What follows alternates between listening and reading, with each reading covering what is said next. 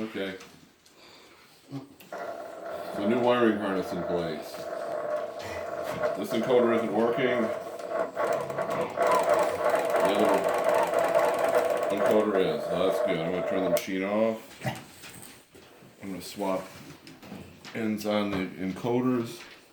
Because what the problem is with the wiring harness, because it goes from one end to the other. We've tried different control box, and it's fine. It doesn't behave any differently.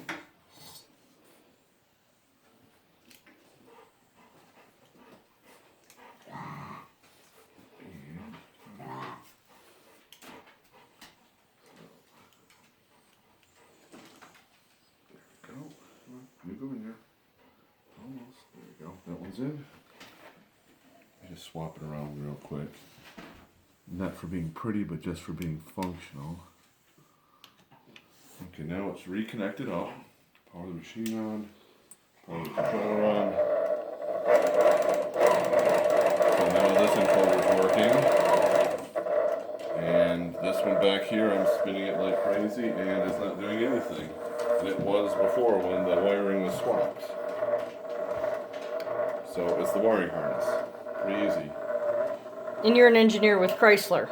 Yeah.